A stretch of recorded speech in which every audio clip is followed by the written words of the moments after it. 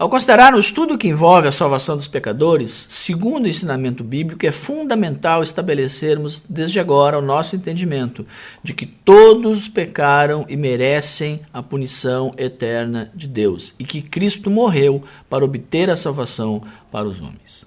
O estudo teológico da salvação é chamado de soteriologia, por causa da junção das palavras soter, salvador, e logia, estudo.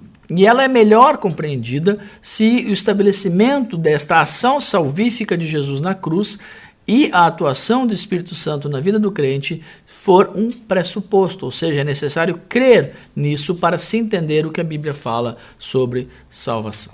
O conceito inicial ao se pensar sobre salvação é a ideia de eleição e a ideia de reprovação. Eleição e reprovação. A eleição é a decisão divina e eterna de salvar o homem. Isso já foi realizado, como vimos, antes da fundação do mundo. Mas não há dentro da teologia um consenso de como se apresentar essa ideia que satisfaça todos os cristãos. Existem dois grupos principais. Um que é chamado de calvinismo dá uma ênfase maior de que este processo depende exclusivamente de Deus. E os que são chamados de arminianos afirmam que há necessidade de uma ação humana, de uma escolha. Essas principais correntes teológicas debatem o assunto há muito tempo e, geralmente, cada denominação deixa claro para os seus membros qual faz parte do seu entendimento doutrinário. O curso Prime Teologia não é denominacional e por isso nós apresentamos as questões e sugerimos que você procure a liderança da sua igreja para aprofundar estas questões. Vamos pensar um pouco sobre o que é a ideia de predestinação. Várias passagens do Novo Testamento afirmam com clareza que Deus determinou de antemão a todas as coisas, ou seja, aqueles que seriam salvos. Isso é chamado de predestinação. O termo, na verdade, é apresentado como um consolo para o cristão. É uma razão para se louvar a Deus e um incentivo à evangelização, o entendimento de que haverá pessoas salvas. O outro lado é a doutrina da reprovação. Uma vez que existem pessoas que foram salvas, necessariamente o outro aspecto deve ser considerado, ou seja, a decisão soberana de Deus de que pessoas não serão salvas. Essa decisão de Deus desde a eternidade é chamada de reprovação. Na teologia é comum tipos diferentes de pensamento e se resume finalmente à ideia de aqueles que vão para o céu ou aqueles que vão para o inferno. Uma ideia que por vezes é disseminada conta com a possibilidade de uma segunda oportunidade ou de que todos serão salvos, se não aqui, mas num outro plano. Isso é chamado de universalismo e gera muita especulação dentro da teologia. Nós precisamos entender que existem alguns equívocos quando se pensa em eleição. A eleição não é algo fatalista, porque ela se baseia na pré-ciência, no conhecimento prévio de Deus sobre a fé do homem. Este conhecimento é individual, é de cada pessoa. E não há na Bíblia nenhum lugar que diz que Deus nos escolheu por causa da nossa fé. Há equívocos a respeito da doutrina da eleição. É preciso entender que, quando se fala em eleição, não é algo fatalista, pois se baseia na onisciência, ou seja, o pré-conhecimento que Deus tinha da fé. Também remete ao conhecimento que Deus tem de cada indivíduo e dos seus atos. Em parte alguma das Escrituras, vemos a afirmação que Deus escolheu salvar alguém por causa da sua fé. A eleição está baseada na fé, para muitos, como o início de um processo que vai resultar na salvação. A predestinação está baseada neste conhecimento que Deus tinha de todas as coisas, inclusive das escolhas que as pessoas viriam a fazer. Existem objeções a respeito da doutrina da eleição. Os principais são de que a eleição significa que nós não temos humanamente uma opção, uma escolha de aceitar ou não a Cristo. Com base nessa ideia de eleição, as nossas escolhas então não são reais. Nós estaremos apenas representando um papel. Também se afirma que a doutrina da eleição mostra Deus criando robôs ou marionetes e não pessoas reais. Também se pensa que a doutrina da eleição tem a ver com a ideia de que os incrédulos jamais poderão aceitar mesmo que desejem. Que a eleição, portanto, seria algo injusto, o que vai contra o atributo de um Deus totalmente santo, um Deus totalmente justo. E, por fim, a declaração da Bíblia de que Deus deseja salvar a todos. Alguns pontos são pacíficos, não há necessidade de debates mais aprofundados. Sabemos que as posições são controversas, mas é importante lembrar de que nem todos serão salvos. Em momento algum, a Bíblia diz que a salvação é para todas as pessoas. Também é necessário que se apresente o Evangelho a todas as pessoas. Ou seja, é completamente verdadeiro dizer que quem quer chegar até Jesus poderá fazer isso e obter a salvação. E aqueles que chegam a Ele, de maneira alguma, serão lançados fora. Ou seja, a oferta das boas novas é dada de uma maneira universal. A morte de Cristo, por ser Ele o infinito Filho de Deus, possui mérito infinito, sendo suficiente para pagar as penalidades dos pecados de todos, mas só se torna eficaz para aqueles que o aceitam. Ou seja, a questão não está nos méritos e sofrimentos da morte de Cristo, mas no número de pessoas pelas quais o Pai e o Filho entenderam no momento da morte de Cristo que a sua morte seria um pagamento suficiente. Uma vez entendido que os salvos dão algum tipo de resposta ao Evangelho, podemos analisar como isso acontece. Na pregação humana do Evangelho, 3 elementos muito importantes precisam ser incluídos. O primeiro é a explicação dos fatos concernentes à salvação. Qualquer pessoa que venha a Cristo para receber a salvação deve ter um entendimento básico de quem Cristo é e de como Ele satisfez as nossas necessidades de salvação. Porém, precisamos ressaltar sempre de que todas as pessoas pecaram, de que a pena pelos nossos pecados é a morte e de que Jesus Cristo morreu para pagar a pena por estes pecados. Entender esses fatos e concordar ou não com isso é o elemento divisor entre uma pessoa ser ou não ser salva. É preciso também ter um convite, uma oportunidade de resposta individual para que a pessoa marque de uma maneira clara que saiu da incredulidade para a fé pessoal em Cristo Jesus.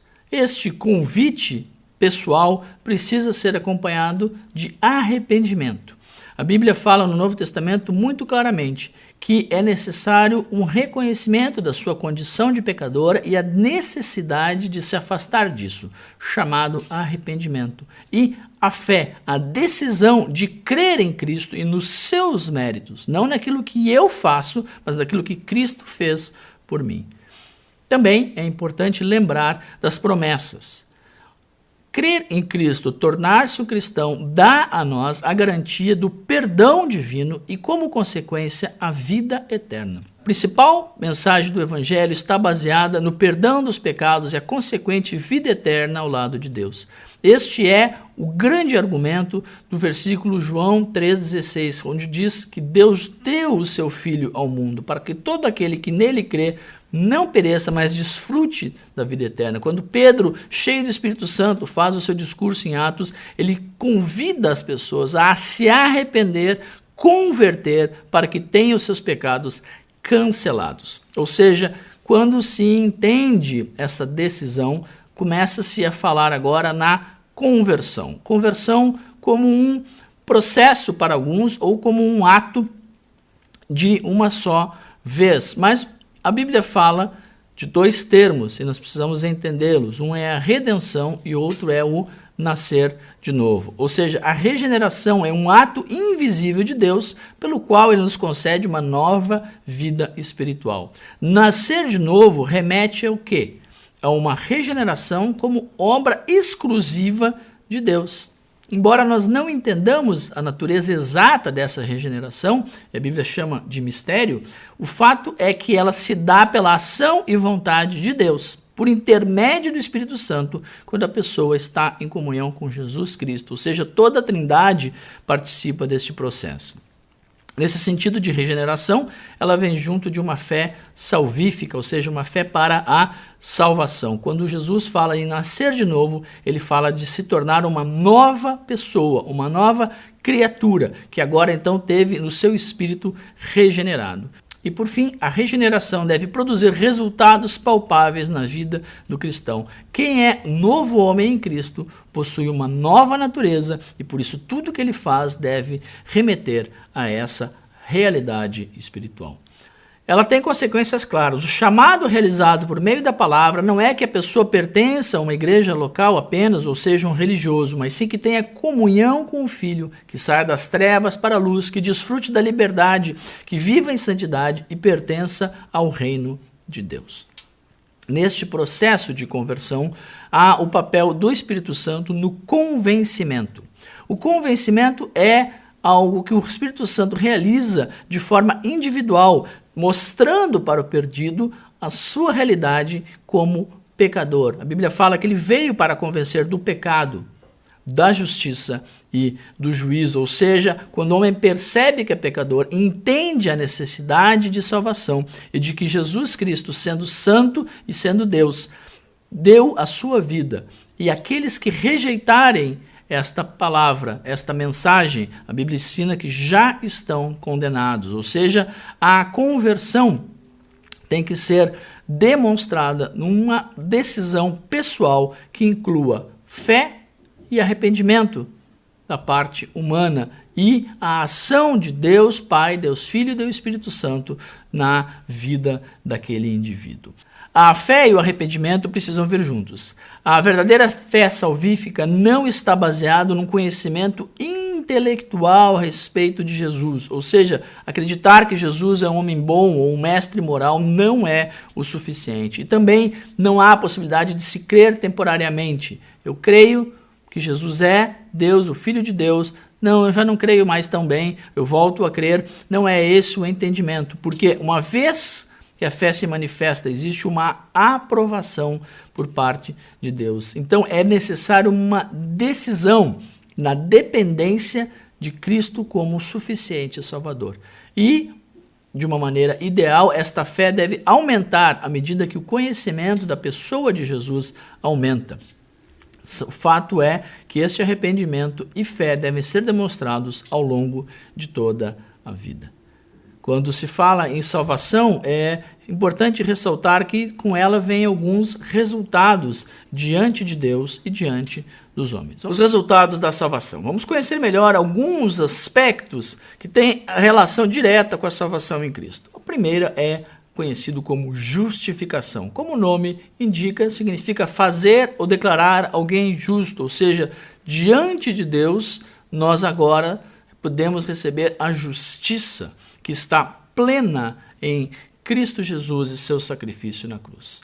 Tanto na teologia do Antigo Testamento como no Novo Testamento, a ideia é de pronunciar diante de uma autoridade, no caso a autoridade maior, Deus, de que alguém é inocente. Existe um contraste claro entre justificar e condenar. Deus nos justifica por meio da fé em Cristo e pode nos declarar justo porque Ele imputa, coloca sobre nós a justiça que vem de Cristo. Paulo diz que com isso nós recebemos o dom, o presente da justiça. Como ocorre este processo de justificação? Primeiramente, é importante ressaltar que a fé em Cristo é o único meio para que isso ocorra.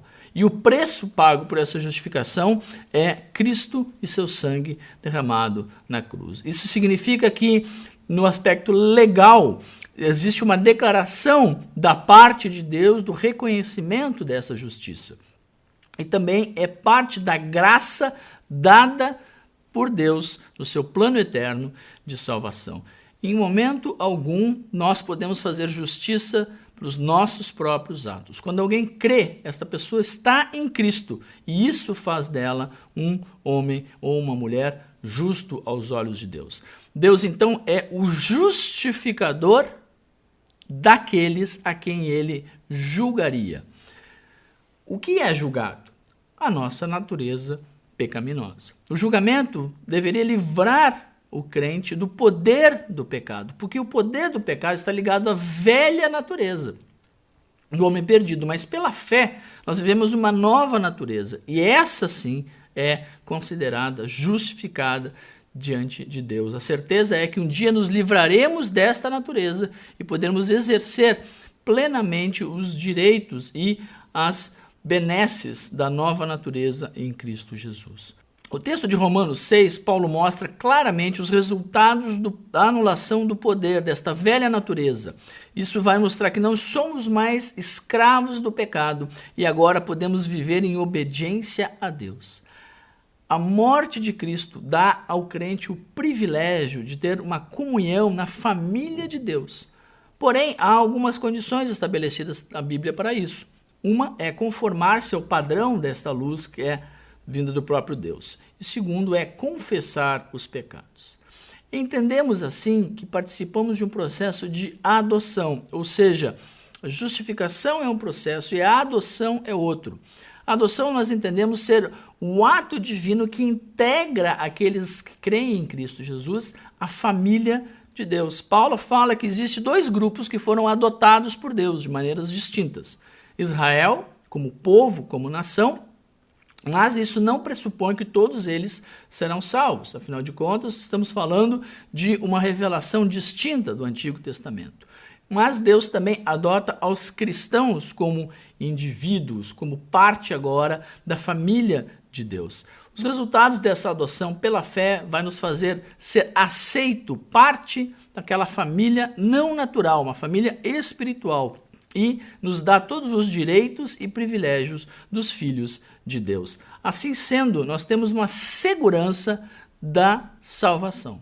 É importante ressaltar as evidências bíblicas da segurança da salvação, ou seja, o entendimento de que o cristão que vive para Deus estará com ele no céu e desfrutará da vida eterna. A segurança da salvação depende da obra que Deus faz em nós. Mas quando nós entramos em Cristo, fazemos parte do corpo de Cristo, somos selados pelo seu Espírito, o propósito é continuarmos vivendo como propriedade de Deus, como membro da família de Deus. E esta obra que Deus iniciou, Ele irá completar. E nada neste mundo ou no outro mundo poderá nos separar daquilo que Deus tem para nós.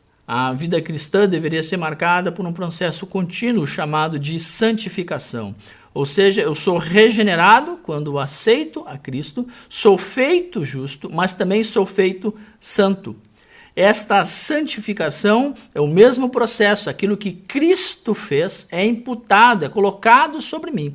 Cristo sendo santo, em Cristo eu também sou santo. A santificação é algo que pode ser avaliado e pode ser medido, podendo aumentar ao longo da vida, nos ensina Paulo. Mas ela só se completará totalmente na morte. Ou seja, durante o período que eu viver, eu posso ter uma vida mais ou menos santa, mas na hora do julgamento, a justiça de Deus me fez santa. O fato é de que Deus dá ao homem a oportunidade de uma cooperação neste processo. Qual é o papel de Deus na santificação? Ele efetua em nós tanto o querer quanto o realizar. E o nosso papel é viver de acordo com este querer, tomarmos decisões mais ou menos de acordo com a revelação bíblica e podermos nos separar de tudo aquilo que nos cerca. Afinal, a palavra santo, desde o Antigo Testamento, é alguém que está separado, alguém que está alheio. Ou seja, viver uma vida santa é se afastar deste mundo e concentrar os nossos esforços para a eternidade, para a vida espiritual oferecida por Cristo Jesus.